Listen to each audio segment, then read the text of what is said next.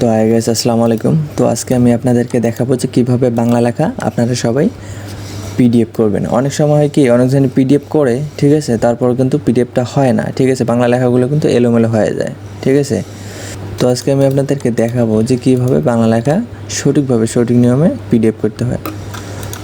তো আমি আমার ওয়ার্ড ফাইলে গেলাম। ওয়ার্ড ফাইলে যাওয়ার পর দেখবেন যে এখানে অনেকগুলি বাংলা লেখা আছে, ঠিক আছে।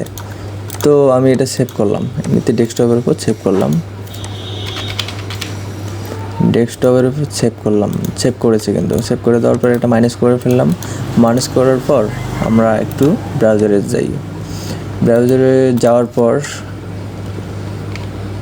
ওয়ার্ড টু পিডিএফ, ঠিক আছে। তো প্রথমে যে সাইটটি আসবে এটাতে ক্লিক করলাম। ক্লিক করার পর এখন যে আমি ফাইলটি সেভ করলাম সেই ফাইলটি এখানে আপলোড করে দেব, ঠিক আছে। তো এখানে কনভার্ট করে দেব, ওয়ার্ড থেকে পিডিএফ হবে আর কি।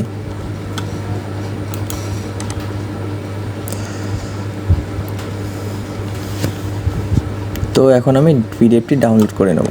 পিডিএফটি কিন্তু হয়ে গেছে, ঠিক আছে। তো এখন আমি আপনাদেরকে ওপেন করে দেখাবো। দেখেন আমার ফাইলটি কিন্তু পিডিএফ হয় নাই, ঠিক আছে। তো এইভাবে কখনোই পিডিএফ হবে না, বাংলা লেখা আসবে না, এলোমেলো হয়ে যাবে। সেক্ষেত্রে আমাদের যেটি করতে হবে সেটি হচ্ছে আমরা আবার ওখানে যাব, মাইক্রোসফট ওয়ার্ডে এখানে যাব, এই ফাইলটি আছে, ফাইলটি সেভ করব। এই ফাইলে গিয়ে প্রিন্ট অপশানে ক্লিক করুন। প্রিন্ট অপশানে ক্লিক করার পর এখানে দেখবেন যে মাইক্রোসফট এক্সপিএস, ঠিক আছে, ডকুমেন্ট রাইটার, এটাই সিলেক্ট করে এখানে ওকে করে দেবেন। ওকে করে দেওয়ার পর দেখবেন যে আপনার ফাইলটি সেভ করার জন্য বলা হচ্ছে, ঠিক আছে। তো আপনারা সেভ করে নেবেন। তো আমি ক্লিক করে সেভ করে নিলাম ফাইলটি। সেভ করার পর মাইনাস করে দিলাম। মাইনাস করে দেওয়ার পর ব্রাউজারে গেলাম। ব্রাউজারে গিয়ে এখানে লিখব .xps টু পিডিএফ, ঠিক আছে, ইন্টারফেস করে দেবো। ইন্টারফেস করে দেওয়ার পর শুরুতে যে সাইটটি আসবে আপনারা সেই সাইটটি ওপেন করে নেবেন। তো সাইটটি ওপেন করার পর এখানে যে দেখবেন যে আপলোড ফাইল, ঠিক আছে, আপলোড ফাইলসে ক্লিক করে দেবেন। ক্লিক করার পর আমি যেহেতু ফাইলটি সেভ করছি 4-4 দিয়ে, ঠিক আছে, তো আমি এটা ওপেন করে নিলাম। ওপেন করে দেওয়ার পর দেখবেন যে এখানে ডাউনলোড করে দেবেন।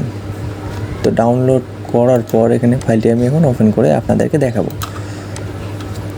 তো আপনারা দেখতেই পাচ্ছেন যে খুব সহজেই, ঠিক আছে, খুব নিমিষের মধ্যেই আমার বাংলা লেখাগুলি কোনো এলোমেলো হয় নাই, সঠিকভাবে পিডিএফ হয়ে গেছে কিন্তু, ঠিক আছে। এখন আপনি যদি এটা চাইলে পিডিএফটি মেইল করে যে কোনো কোথাও পাঠাইতে পারেন, কোনো সমস্যা নেই। সেক্ষেত্রে এই ফাইল কখনোই ভাঙবে না, ঠিক আছে, ফন্ট একই রকম থাকবে। তো গাইস, এই ছিল আজকের ভিডিও।